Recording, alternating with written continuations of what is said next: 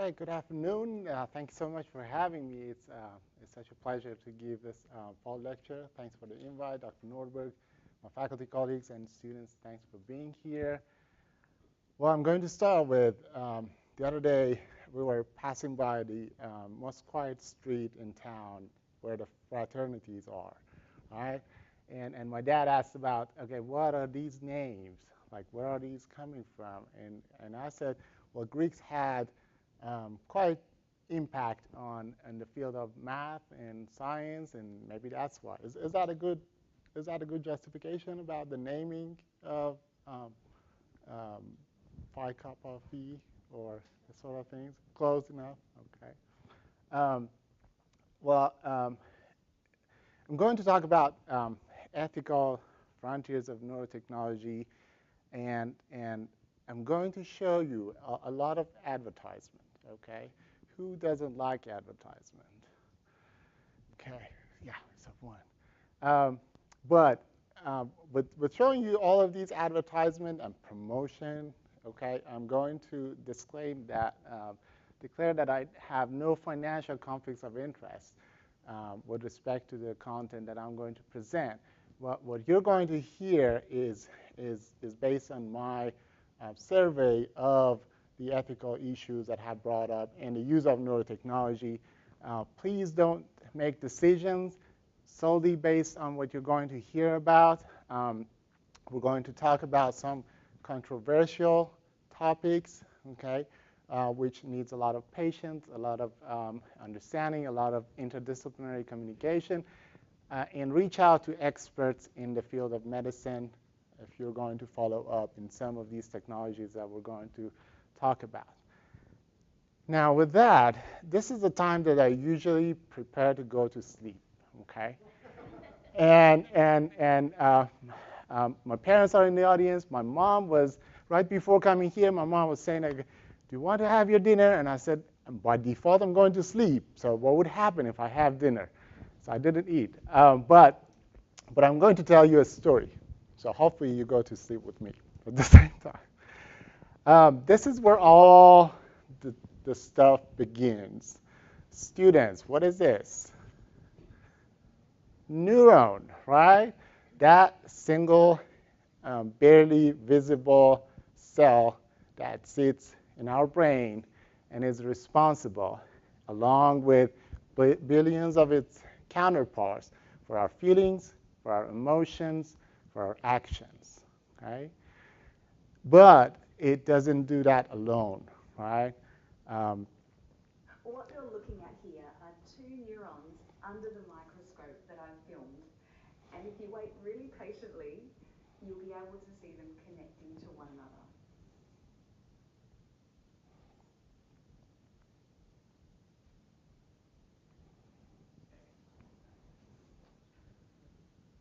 Woohoo, they're connected. And that's how we call them neural neuronal networks, right? And now we know that neurons are not working in isolation, just like what our human being nature is. We cannot survive in isolation. We always need to connect and have relationships. Now, over time, scientists have looked into these connections, and obviously there are different opinions, right?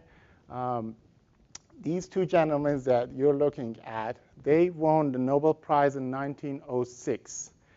As you can see, each won half of the Nobel Prize. There was a reason behind it. Now, some of you, I'm pretty sure, familiar with these two because of the techniques that we know about, Golgi-Steinitz, and also the Santiago Cajal. Now, they're a kind of opponent. They're opposite of each other in terms of their opinion on how these neurons are connected and how our nervous system is connected and working.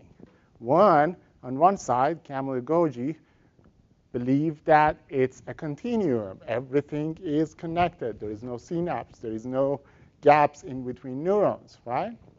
As opposed to Santiago Cajal, who showed and believed that, okay, we're going to have discrete networks, okay? Although they're connected, but they're discrete. We do have synapses in between. One, we call them neuroinductorian, the other one, reticular theory. Over the years, evidences were more supportive of neuroendocrine. Okay, so now we know that neuroendocrine has more evidence of being how our brain is structured and how it's functioned. But nevertheless, all these billions of neurons, they're connected with each other. They're communicating with each other through what we refer to as firing, right? So some of you may have heard the term neurotransmitter. And these neurons, there is a synapse gap in between how neurons are connected. They're transmitting neurotransmitter. That's how they're communicating with each other. Or we call it they're generating electrical pulses that is being transferred. Okay? Now, looking at the brain, we have different regions. Okay? Although we know that most of the brain is involved in every function, in every emotion, but we know that there are certain brain circuitry that are located in different regions in the brain that are specific to certain functions. Like we know that back of the brain, where we call it occipital lobe, that's where we have more vision type of neurons. So they're more specific or specialized that helps us in vision, right? And then we have different lobes of the brain. Now, it all happened because the technology was progressed. Okay? We have MRI, magnetic resonance imaging. We do have electroencephalography that we know about how the brain structure is composed of. Now we know about the tracts. We know about the connectome. And it all happened because of the advancements we have in the field of technology, in the field of computing, and of course, money-wise, right? There has been significant support financially from government, from private institutions that was made it possible to know a lot about the brain, okay, over the last decade. Now we're going to switch gears and talk more about neurotech, okay? The neurotech, the word, it encompasses any method or electronic device which interfaces with the nervous system to monitor or modulate neural activity. Now, based on this definition, I'm going to ask you to fill a survey. So if you have your cell phone, just scan that, and I've printed some. If it's just, yeah. And we're going to walk through some questions that I'm going to ask you, and we're going to look at the results all together. And I should have activated survey.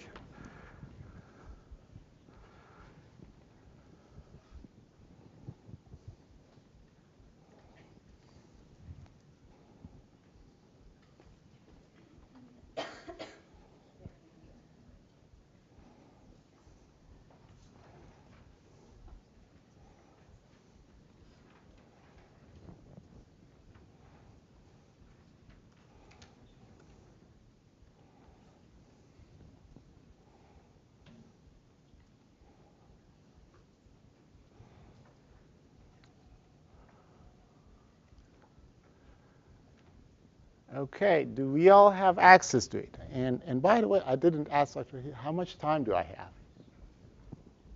Well, I guess you have voting, so you get to talk. Okay, so I prepared about 150 slides, so we can go over all of them. All right. So this is the first question that I'm asking you, and we're going to look at the results all together. Have you ever used any neurotechnology, brain training app, wearables, neurofeedback devices?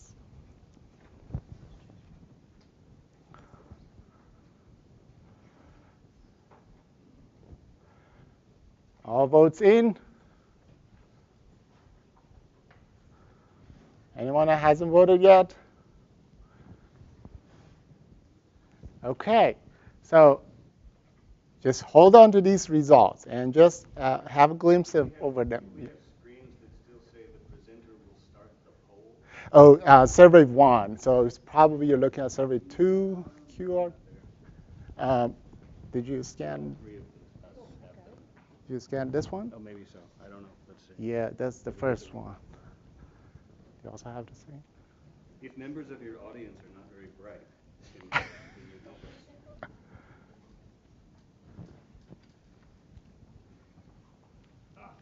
us? Is it working? Okay. All right. So you might be surprised by the middle of the lecture. Those of you who said no, you're going to see that you somehow seen or used some of these devices. All right, all votes in? Okay. Let's move on to the next one.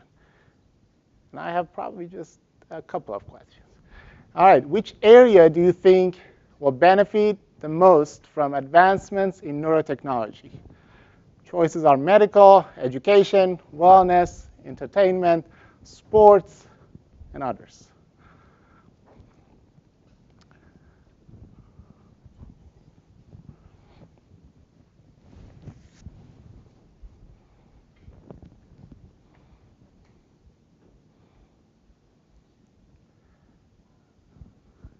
All right, all votes in. Okay, so you kind of all know, right? At the moment, all these neurotechnology, they started to help patients. Okay. All right, next question. If a neurotechnology could enhance your memory or learning ability, would you use it?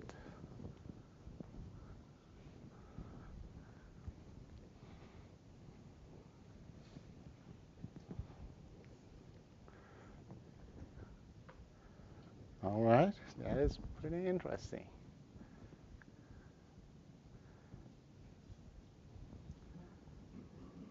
All right, all votes in. Okay, next question. So I see that there's a trend that, okay, if it helps me, I want to use it. And also some people say, okay, only if it's proven that it's safe. All right, next one.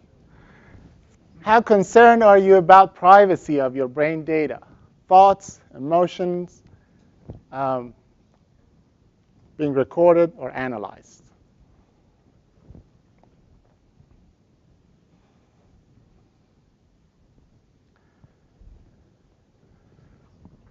All votes in? Okay. All right. Very concerned has it. Very concerned has it. Okay. Next question.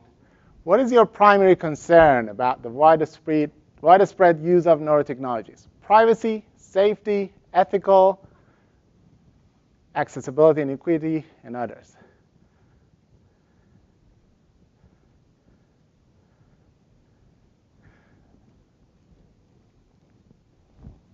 All right. Then Norbert, I think we picked the right topic. Okay. All right. So ethical implications. And who should have the final say in the ethical use of neurotechnologies? Scientists, researchers, government regulators, companies, developers, the public, ethics committee, and others.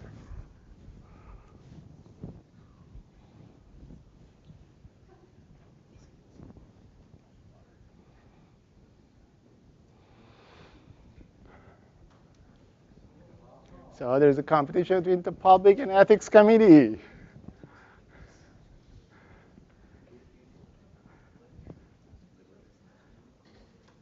All votes in. And this, I believe, is the last one. How do you think regulations or policies should address the use of neurotechnology? Strict regulations, moderate, minimal regulations, self-regulations by companies, no specific regulations.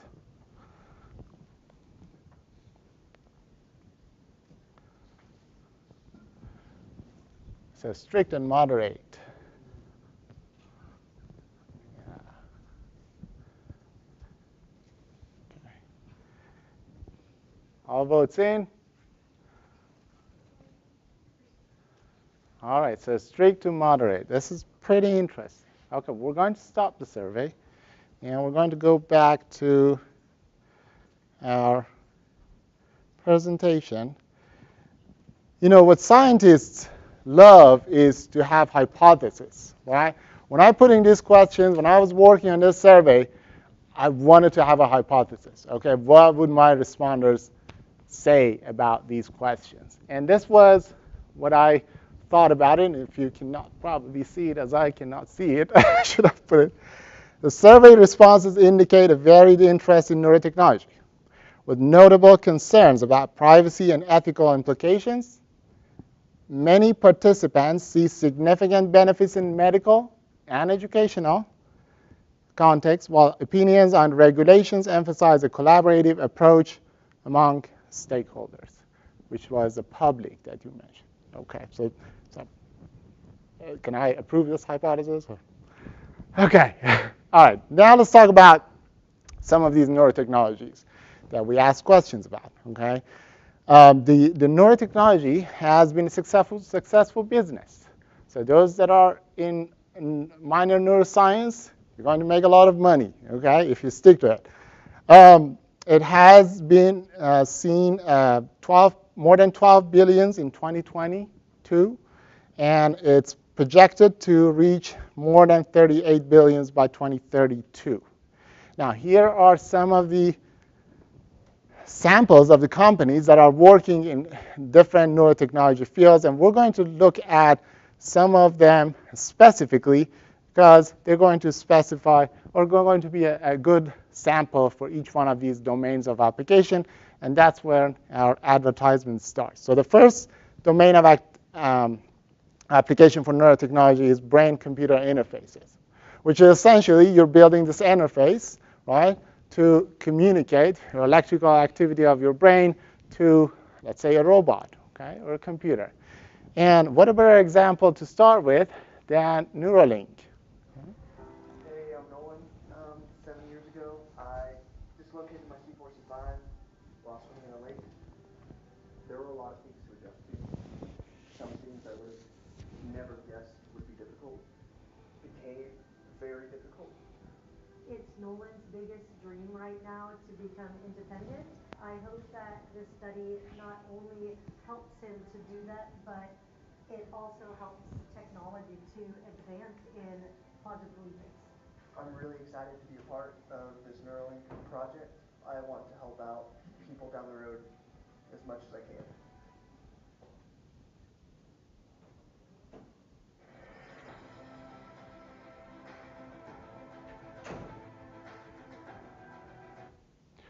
So not to get you bored about it, there is a brain surgery involved in Neuralink chip implantation in the brain. So it's called open brain surgery, which is they're removing the skull, they're putting the chip right on the cortex. Okay. Now the next one I'm going to show you is Synchron company, and this one is backed by Bill Gates and Jeff Bezos, if I pronounce that correctly. Okay. So this one is Synchron.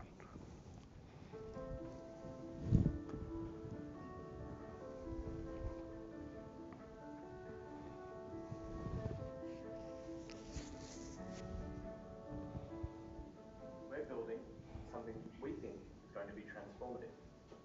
Technology capable of streaming direct thought for people who, through injury or disease, have lost the capacity to move or speak. Brain-computer interfaces are a technology that record from a particular area of the brain called the motor cortex. Progressive disease that will eventually cause me to lose my voice and use of my limbs.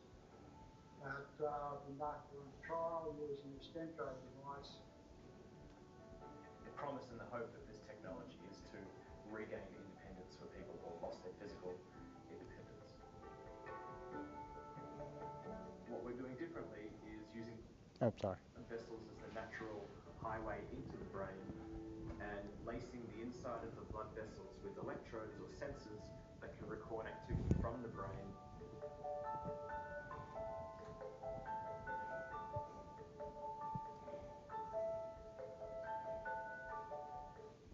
Okay, so to tell you briefly, Synchron, what it's doing is using jugular vein to send that system up in the brain, okay, as opposed to open brain surgery. Another example would be the inner cosmos, which is creating these digital peas that you see right here in the middle. And they're going to be injected under the skin, and that's how there are different stimulation. Okay. So what we have talked about it in these three different companies is how invasive they are. Okay. You can, on one end of the spectrum, you can have really invasive. Okay, you're opening the brain, and on the other end of the spectrum is something like, okay, it's going to be just putting on like a hat. Okay, we'll call it minimally invasive or non-invasive. Now, so far, what technology has suggested, has promised, is that invasives are going to be high performance, okay, as opposed to non-invasive. But the field is moving towards having more channels, higher fidelity, smaller and lighter, and hopefully we can get comparable results from the non-invasive one. Okay, that was brain-computer interaction. Another field of application for neurotechnology is the neurofeedback, which is basically providing you some sort of feedback, and you can adjust based on that. Right? This is an example of a company, NeuroSky, who's working on neurofeedback.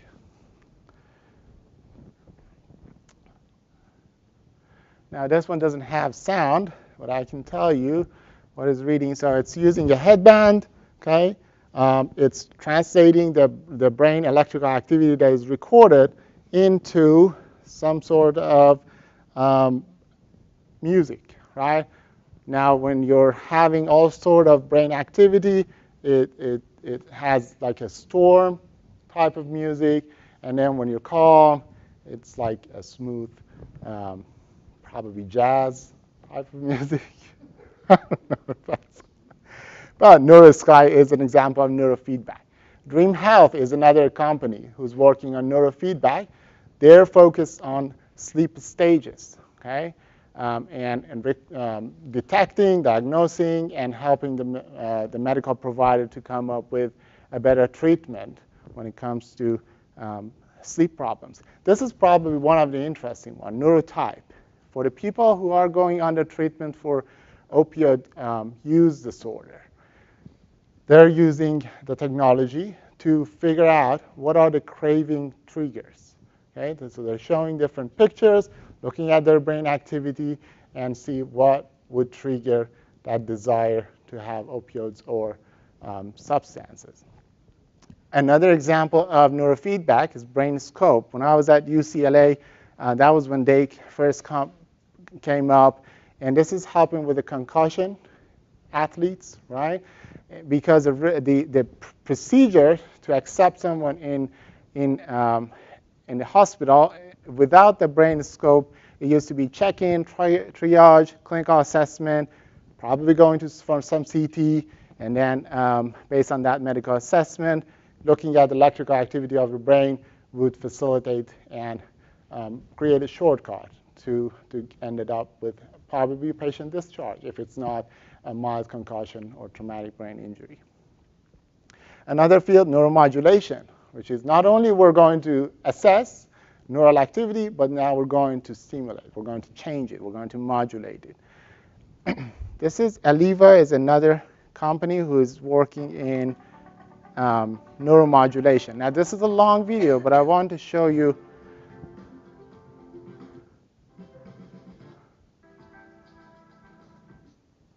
specific shots of it. This is a patient pre-surgery, obviously with having tremor.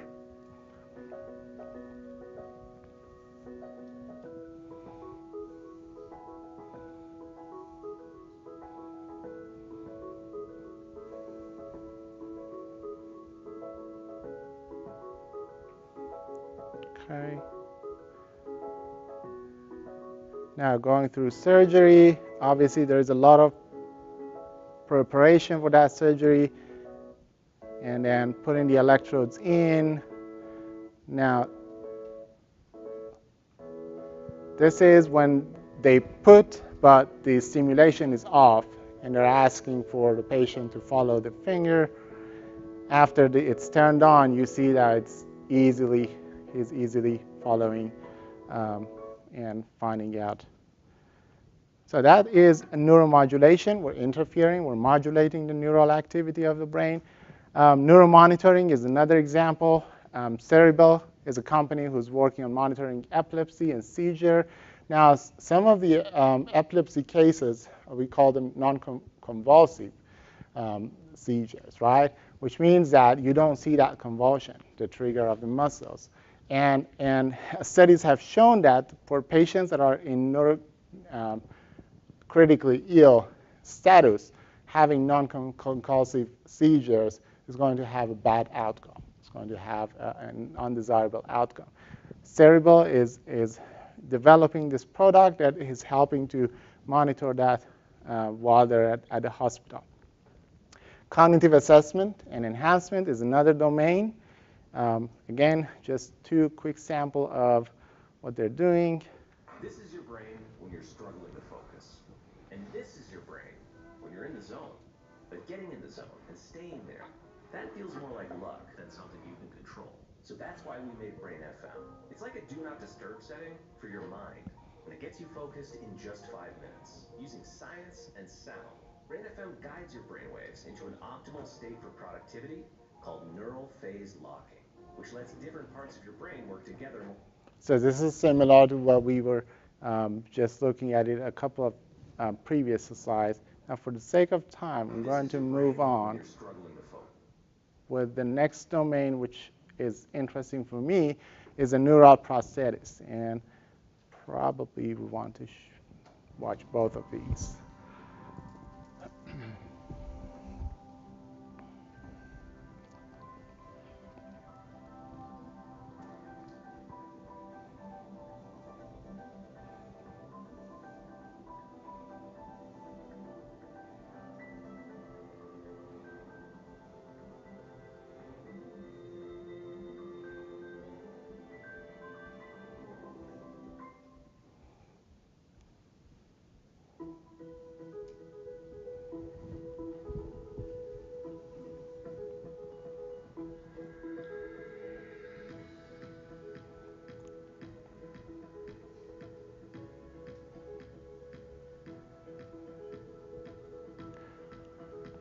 So Melton is creating these interfaces to control prosthetics with the power of your brain.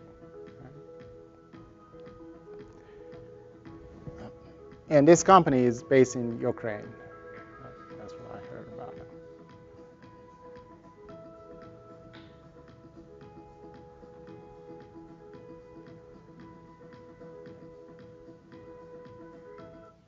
So for the sake of time, I'm just going to move on. But some of these stuff that we see, we're probably not going to appreciate if we don't have those problems, right? Now, let's jump into the actual topic, neuroethics. Past the advertisement. Neuroethics is a new field, okay? It is defined as the study of ethical, legal, social implications of neuroscience and neurotechnology, focusing on issues related to brain research, cognitive enhancement, and the impact of neurological interventions on identity and agency. Now, that's time for Survey 2, okay? Now I'm asking you more controversial questions. So, I should start that.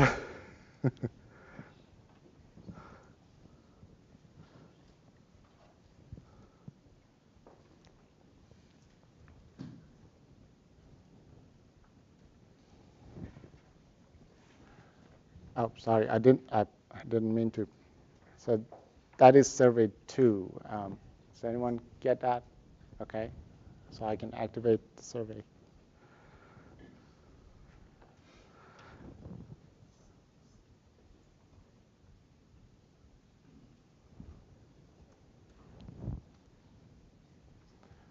All right. So this is the first question. I'm going to ask you some controversial questions within each one of these domains that we talked about in the field of neurotechnology. First one, should neurotechnology that can enhance cognitive functions be allowed for patients without any medical conditions, purely for performance improvement? QR code? Yes. Sure.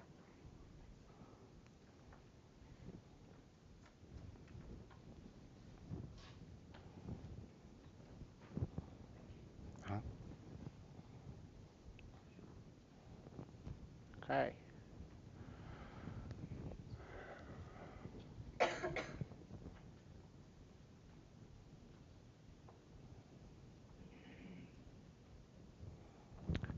So apparently most of the votes are only for individual with the specific.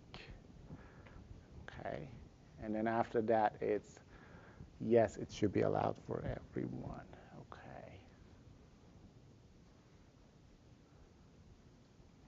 Sorry.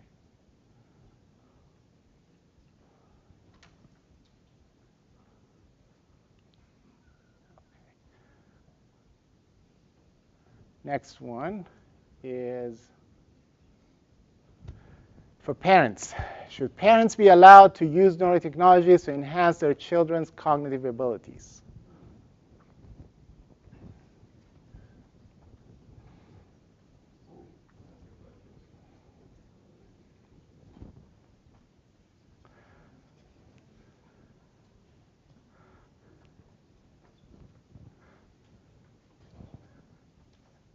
I should have probably put two questions, one for parents and one for. So apparently there's a mixed opinion on that one also, right? No, maybe. Okay. What about the next one? This is for education. Should neurotechnology that can directly transfer knowledge to a student's brain be used in schools, potentially eliminating traditional learning methods? This is one of those topics that we used to think about it like science fiction, but I wouldn't be surprised to see that happening.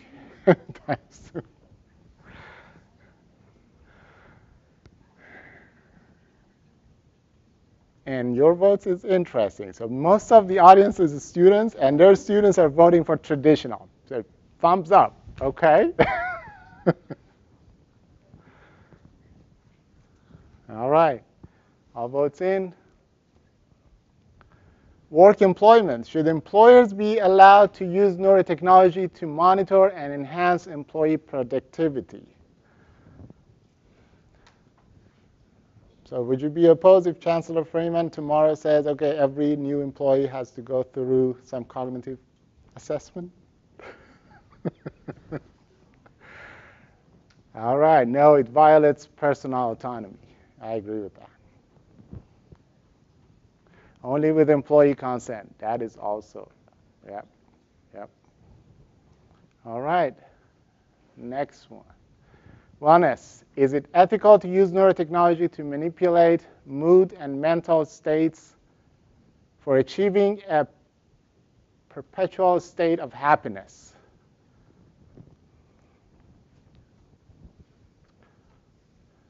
Okay, no, it can be.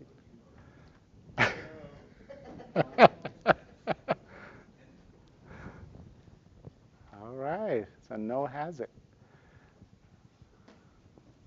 Memory manipulation. Should neurotechnology be used to modify memories or erase traumatic experiences?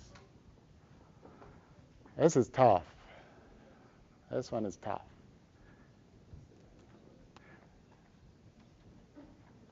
Not that I appreciate traumatic experiences, but sometimes when I remember them, it helps me. Just me. No. So no has it.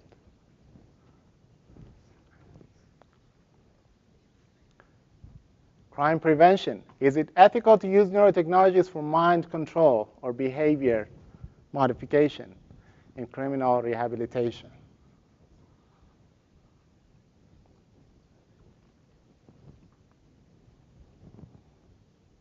No.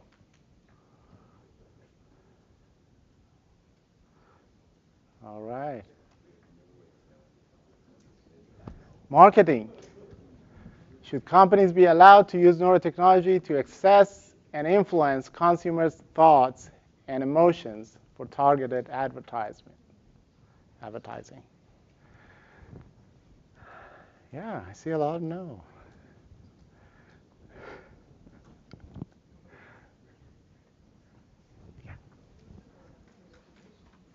All right. Military. Is it ethical to use neurotechnology for military applications?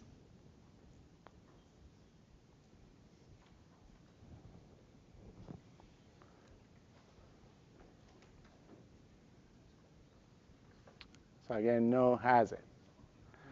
So if you notice, in a lot of these controversial questions, what I saw and you saw was a lot of no's involved.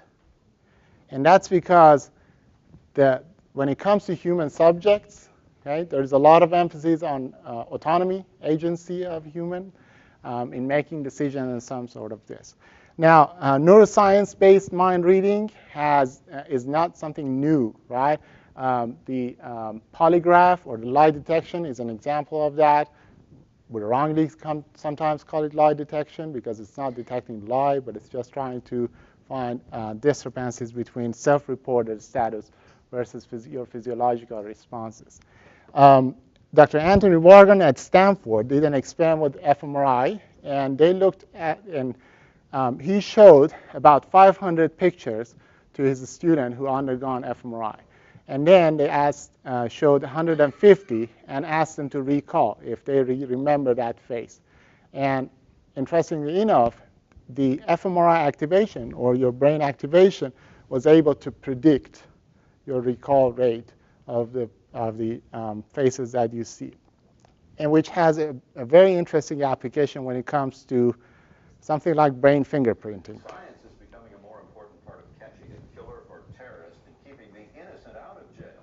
A Seattle neuroscientist is leading the way with technology based on a simple fact.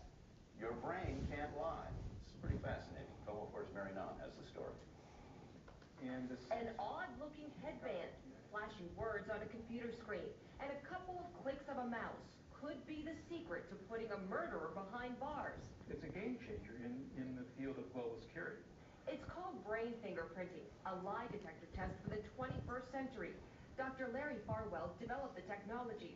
While polygraph tests rely on emotional responses, the brain fingerprinting records how your brain reacts to words and images related to a crime, ones only the killer would recognize.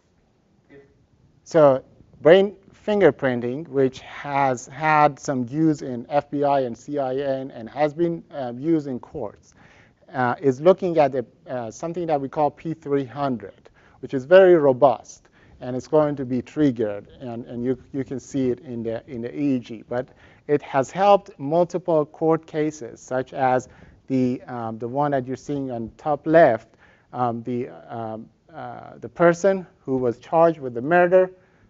They showed that the brain fingerprinting was confirmatory with his alibi. So in other words, they couldn't find anything related to the murder scene, so they showed him murder scene. In another one where there was a truck driver who had an injury. After 1 year, he still had pain, filed a lawsuit against the employer, and for the pain, the employer did not accept that. They referred it to a neuroscientist. They've done some fMRI, and they showed that the injured wrist is activating the pain circuitry in the brain, and that was used to approve his claim. But with all these, there is some principles that we should all follow when it comes to human subject experiment. As a result of the National Research Act, there was a commission was charged to come up with the principles of using human subjects. Now we know it as the Belmont Principles for Protecting Research Participants.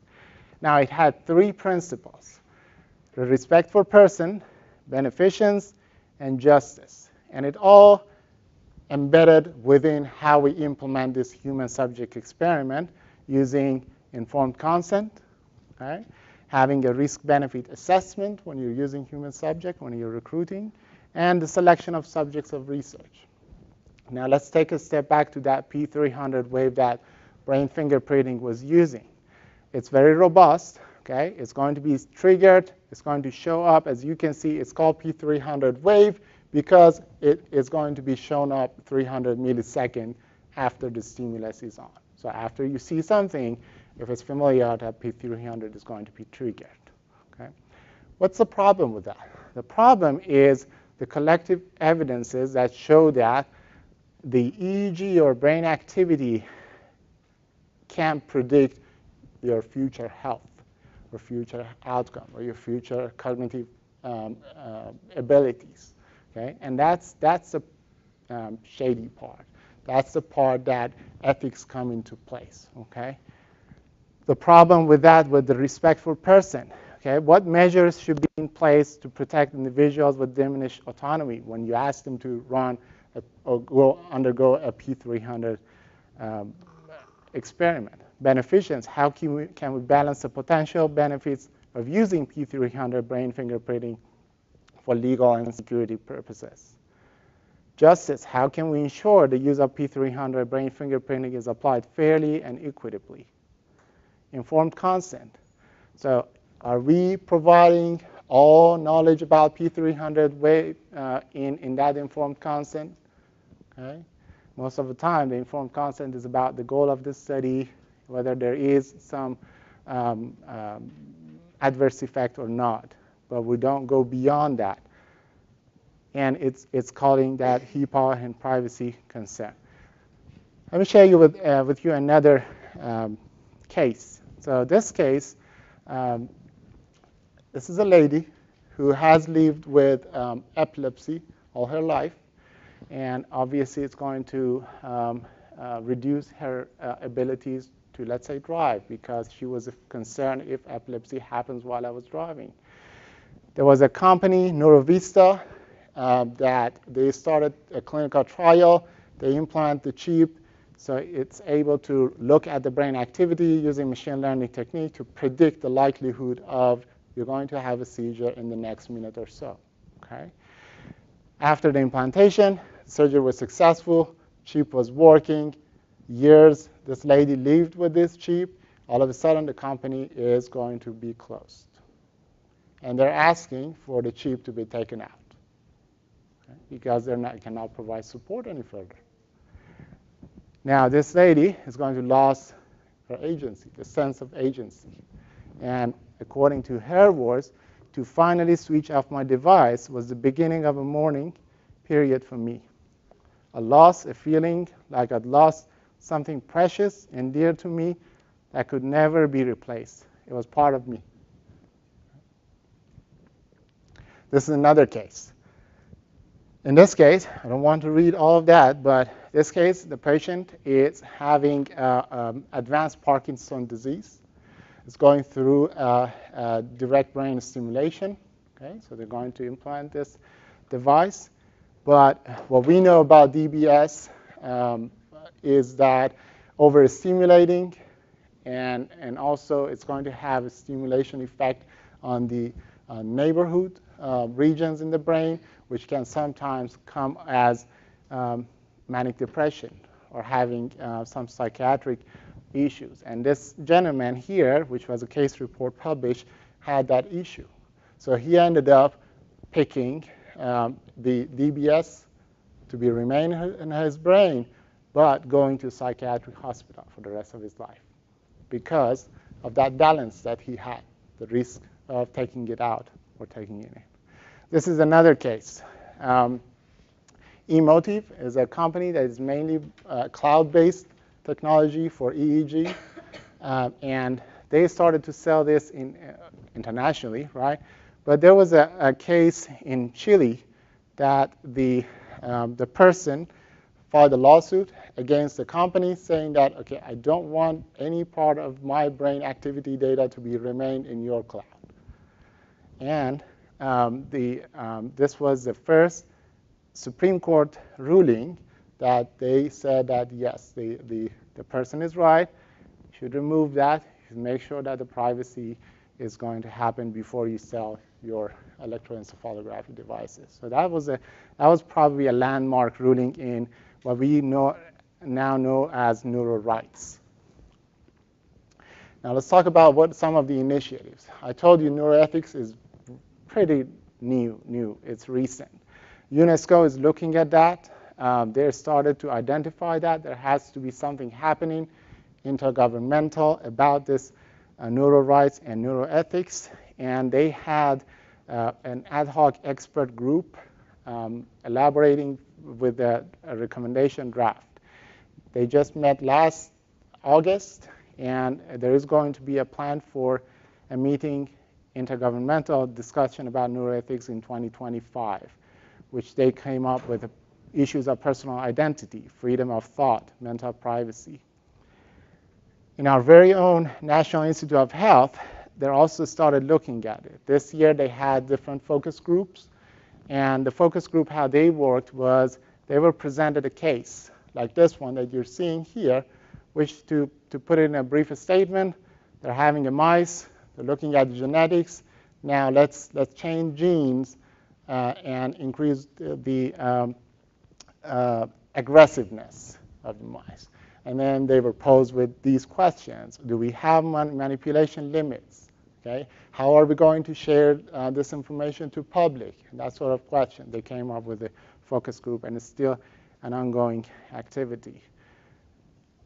IEEE, so I'm an electrical engineer. I'm interested in whatever is related to electrical engineers. So IEEE is one of our institutions nationally recognized, internationally recognized. They came up with a matrix of working group, matrix of different neurotechnology domain versus different application domains. And they formed working groups. If you're interested, this year they're calling actually for public to join their working group, and they start to come up with recommendations.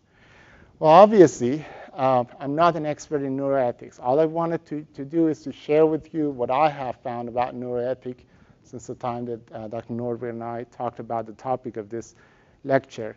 But what I found is these couple of items: interdisciplinary collaboration. There has to be a collaborative, effective collaboration in between different disciplines that are involved. Balancing benefits and risks. While neurotechnology promises significant benefits in health, education, and justice, they also pose risks, such as privacy invasion. So there has to be a thorough analysis of the risks versus benefits when it comes to neurotechnology and for the ethical reasons. Ensuring ethical use, public engagement. I think one of the questions was pretty obvious. Most of us voted for public has the last word to say when it comes to this one. Engaging public is critical for shaping ethical frameworks and building trust and protecting mental privacy. So with that, I'm going to conclude and open to questions if I can answer some of them. Thank you.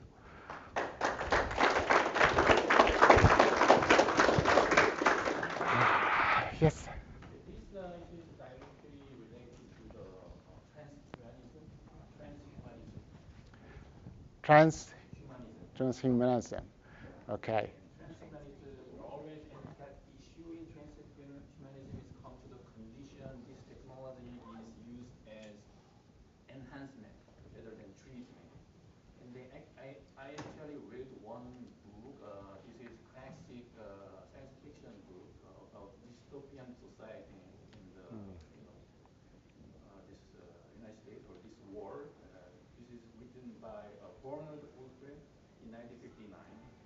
And then this Bernard Woodward actually influenced by then called cybernetics. This word actually died out because the many scientists that time actually prospect the future this technology will be used eventually. And then this Bernard Woodward read a lot of paper about cybernetics and then wrote this book. And then this book is really interesting. So what this book actually talks about is that this artificial limbs. Basically, we saw one video. Artificial limb is actually attached to the person who actually lost their arm. So that help them to rehabilitate their life. But this book is actually something like this. Eventually, in the future, this cybernetics is very developed. People voluntarily cut their limbs to replace their natural limb Okay. And then these people in this book in the future actually cut all four limbs, two legs and two arms, and then attach all artificial limb and then become Superman. And then these people actually goes to the highest hierarchy in this society. Yeah. So I'm very curious about your own idea about this technology is eventually used as enhancement rather than treatment. Yes, in my opinion, yes. Somebody was telling me that most of the science fiction movies become reality in near future, and I would be surprised if some aspect of what you said about transhuman is already in place. Public just doesn't know about it. I think there are some advancements in technology that is happening. In my opinion, yes. Yes. I don't know if you or anybody here has ever heard of the video game like Detroit Become Human. Detroit become human. Yes, but do you believe that there could be a possibility of a potential divide or some form of discrimination against humans, real humans versus people who do implement these technologies or support neurotechnologies?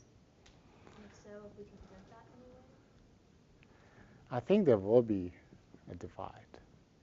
I mean, just look at simple topics that we deal with on a daily basis. There is a divide, and I wouldn't be surprised to see that something like this will create that divide. How can we prevent that? That public transparency, making sure that we're coming up with ethical definitions, risk-benefit analysis of each one of these technologies. Yeah, that's a very good question. Yes, sir. So I've probably watched too many sci-fi movies, but the questions you didn't ask that occurred to me were, how will this play out? How is it more likely to play out? Maybe I'm cynical, but do you think all those companies that you listed are going to act ethically?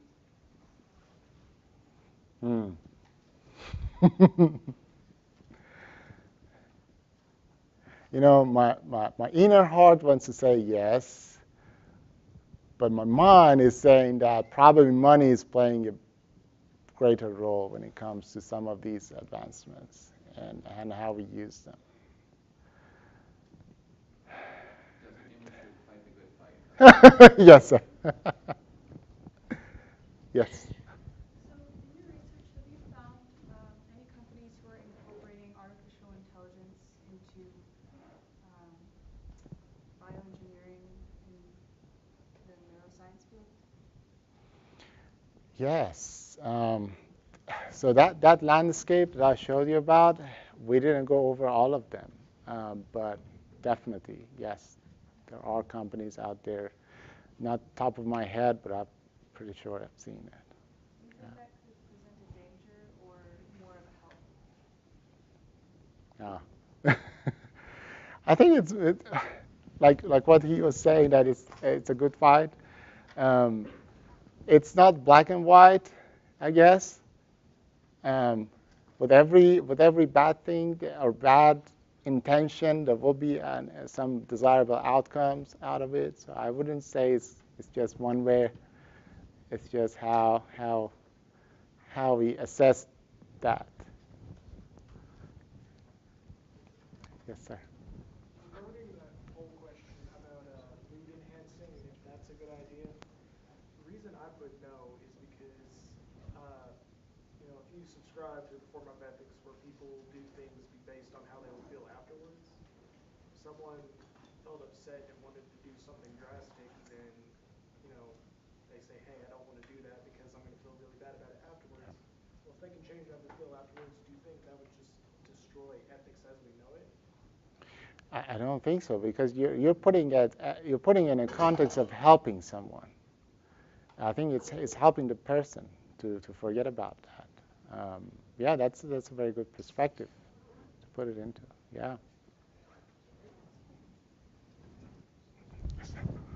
So I'm wondering if you could provide a little bit of insight as to the breadth of topics covered by some of these ethics committees, because somebody mentioned AI, and that's where my mind goes. Yeah. AI is, in many respects, a non-invasive form of the types of things you're talking about. And we willingly use that as an enhancement of performance all the time.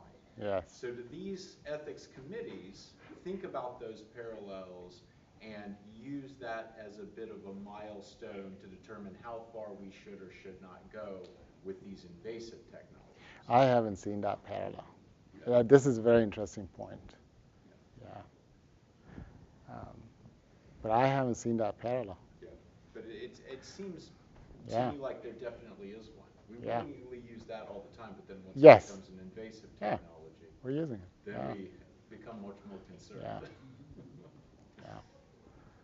Because it's also creating that dependency on AI. Yes. Now, that's another. Yes, sir. You mentioned this a little bit in your speech, and this is something I know we've talked about some as well. But how do you think having open source neurotechnology development would be able to soothe public concerns about it, rather than having it be more concentrated in the hands of private for-profit companies?